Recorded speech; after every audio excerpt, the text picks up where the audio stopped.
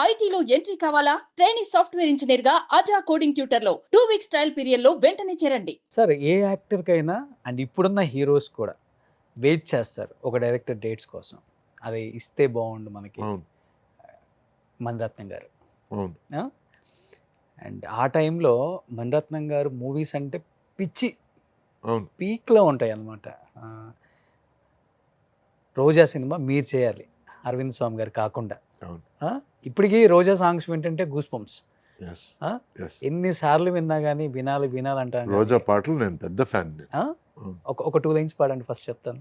కాదల్ రోజావే నా నా నా నా నా. ఏంటండి ఇది ఒక 2, 3 సంవత్సరాలు కారులో అసలు క్యాసెట్ టేప్ అరిగిపోయే వరకు పాడింది. అవునా?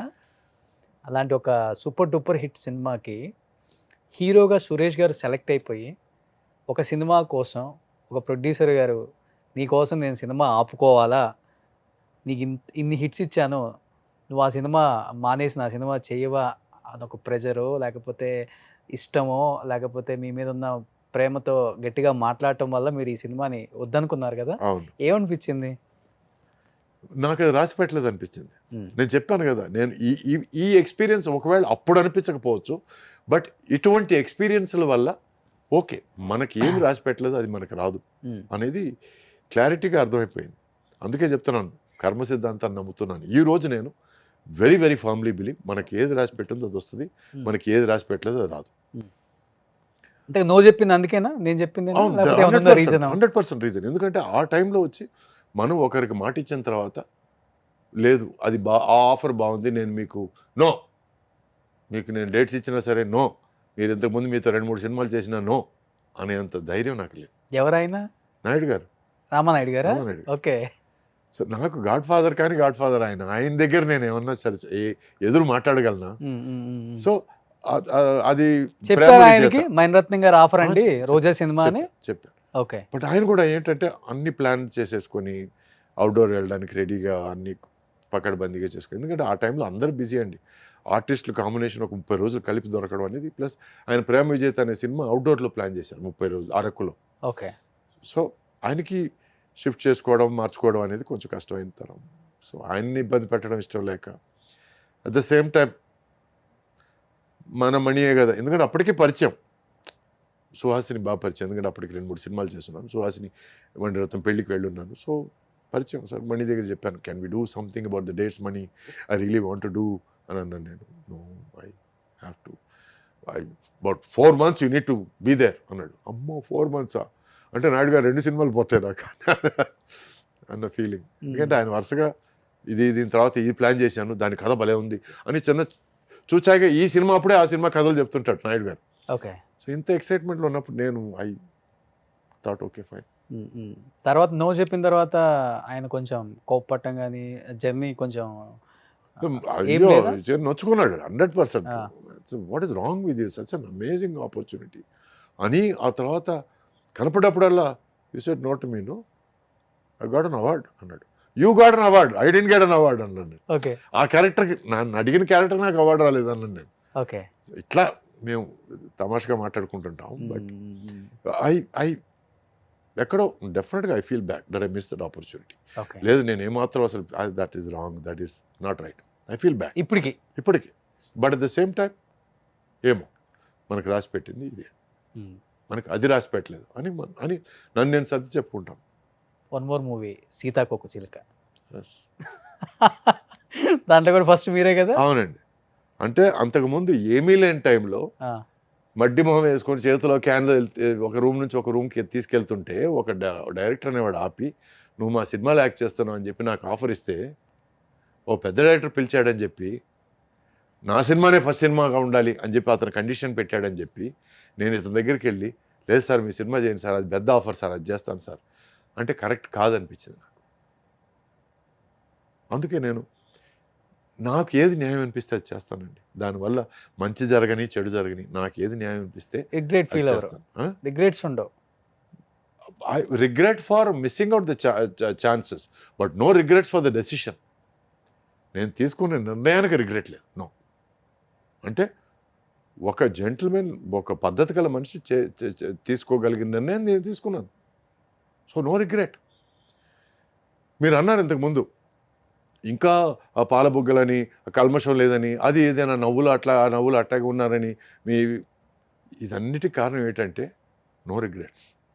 మనసులో ఏది పెట్టుకోను, ఏదైనా అనిపిస్తే చెప్పేస్తాను. దానివల్ల ఎవరన్నా ఫీల్ అయితే టూ బ్యాడ్, ఎవరన్నా ఫీల్ కాకపోతే టూ బ్యాడ్. ఉన్నాయా ఫీల్ చేయించిన సందర్భాలు ఏవతో ఆయన? చాలా ఉన్నాయండి, బట్ Okay. నేను అవన్నీ పెద్దగా నేను మనసులో పెట్టుకోను. నేను నాట్ ఇంపార్టెంట్. ఎందుకంటే జాపనీస్ సేయింగ్ ఉంది, నది ఒడ్డున చాలా కాలం వెయిట్ చేస్తే నీ శత్రువుల కళేబెరలు అలా తేలుకుంటూ వెళ్తుంటాయి, అవి కూడా చూసే టైం వస్తుంది నీకు అని. There is a Japanese saying, if you wait long enough you will see the dead bodies of your enemies passing by, floating in the river. So మనం ఏం చేయక్కర్లేదండి, జీవితం చేస్తుంది, దేవుడు చేస్తాడు, కర్మ సిద్ధాంతం చేస్తుంది. సో మనకి ఎవరన్నా చెడు చేయాలనుకుంటే మనం ఏం చేయక్కర్లేదు. ఓకే.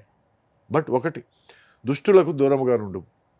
ఒక మనిషి వల్ల లిటిగేషన్ ఉంది, ప్రాబ్లం ఉంది, అతను నిన్ను వాడేసుకోవడానికి ట్రై చేస్తాడు, లేకపోతే ఇతను ఛాన్స్ ఉన్నా లేకపోయినా అబద్ధాలు చెప్పేస్తాడు మీతో అని అన్నప్పుడు వాళ్ళ నుంచి కొంచెం దూరంగా ఉండడానికి ట్రై చేస్తాడు.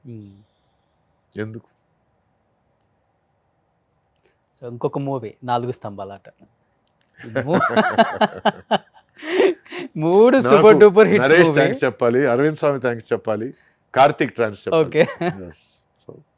అసలు ఆ పాటలు ఇప్పటికి కూడా మర్చిపోలేదు. అవును, మంచి చాలా మంచి సినిమా. ఆ సినిమా కూడా నేను 2-3 సార్లు చూశాను నేను. అది నాకు నచ్చిన సినిమా. అండ్ నరేష్ మంచి మిత్రుడు, అండ్ ఆ ఆపర్చునిటీని బాగా ఉపయోగించుకున్నాడు. So it's good for him, very good. Karthik గారు టచ్ లోనే ఉన్నారా ఇంకా? ఎస్. ఓకే. తను అజ్ఞాతవాసి అండి, సడన్ గా 6 నెలలు ఎక్కడ ఉంటాడో తెలియదు. నెంబర్ మార్చేస్తారు వెంటనే. చిక్కడు దొరకడు. అవును.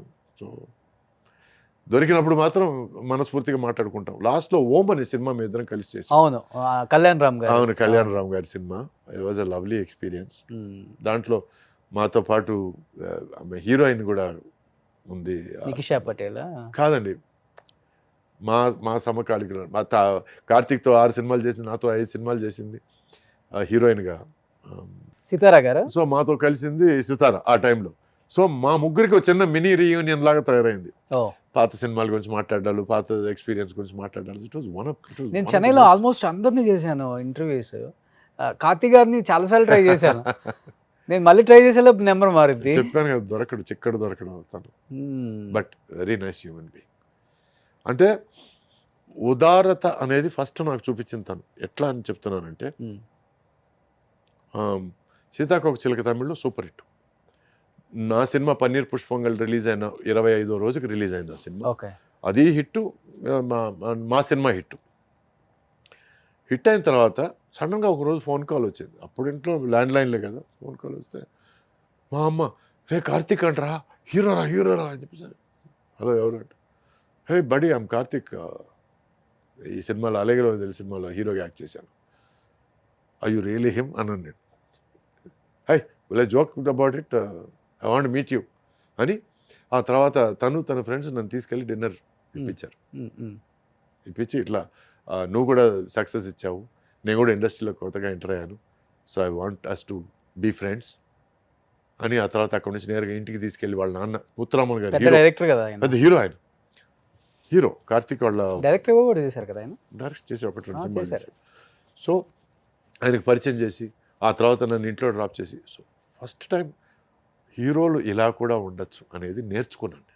ఓకే, అలానే ఉండేవాళ్ళు మీ టైం. ఎస్, అంటే ఇవన్నీ ఒక్కొక్కరి మంచి స్వభావాల వల్ల, ఒక్కొక్కరి మంచి గుణగణాల వల్ల నేర్చుకోవడం జరిగింది. అప్పటి నుంచి నేను I try to return the favour, I try to do the same thing. ఎవరన్నా ఇండస్ట్రీకి కొత్తగా ఎవరన్నా వస్తే నేరుగా వాళ్ళ దగ్గరికి వెళ్ళి వెల్కమ్ టు ద ఇండస్ట్రీ అని.